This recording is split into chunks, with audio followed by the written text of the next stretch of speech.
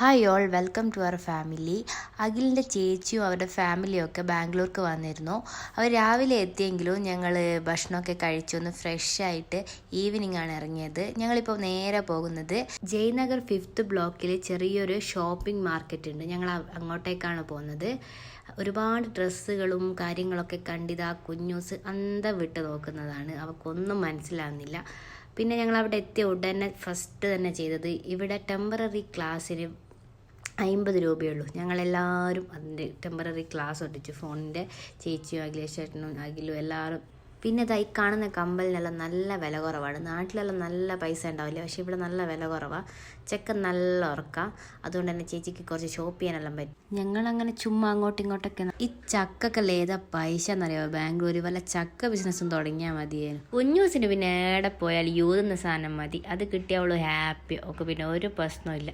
പിന്നെ കുറേ നേരം ഞാൻ ഓളടുത്ത് വാങ്ങി ഊതിക്കി എനക്കും ഇഷ്ടമായത്.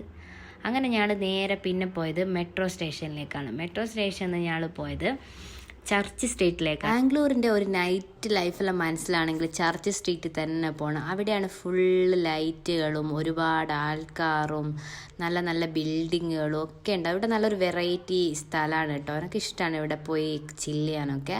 അങ്ങനെ ഞങ്ങൾ അവിടുന്ന് കുറേ നേരം അവിടെ ഇവിടെയൊക്കെ കറങ്ങി കുറേ ഫോട്ടോസൊക്കെ എടുത്ത് ഞങ്ങൾ നേരെ ഭക്ഷണം കഴിക്കാൻ പോയി. അങ്ങനെ ഞങ്ങൾക്ക് ഓരോരുത്തർക്ക് ഇഷ്ടമുള്ള ഭക്ഷണമൊക്കെ കഴിച്ചു. എല്ലാവരും വെജാണ് കഴിച്ചത്. രാത്രിയൊക്കെ ആയിരുന്നു. ഇന്നൊരു സ്പെഷ്യൽ ഡേ ആയിരുന്നു. ഞങ്ങളുടെ കുഞ്ഞൂസിൻ്റെ ബർത്ത്ഡേ ആയിരുന്നു.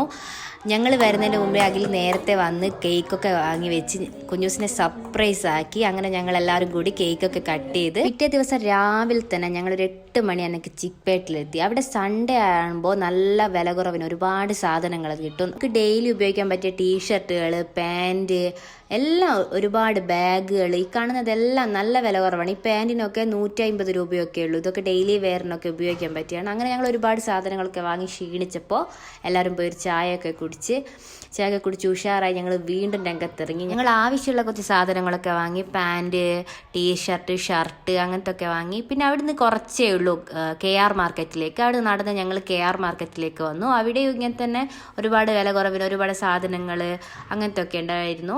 അവിടുന്ന് ഞങ്ങൾ കുറച്ച് സാധനങ്ങളൊക്കെ പർച്ചേസ് ചെയ്ത് ഞങ്ങൾ വേഗം റൂമിലേക്ക് വന്നു. ഞങ്ങളങ്ങനെ വീട്ടിലെത്തി. ഇന്ന് അഖിലിൻ്റെ വകയായിരുന്നു ലഞ്ച്. അവൻ അടിപൊളി സ്പെഷ്യൽ ഹൈദരാബാദ് ബിരിയാണി ഉണ്ടാക്കി.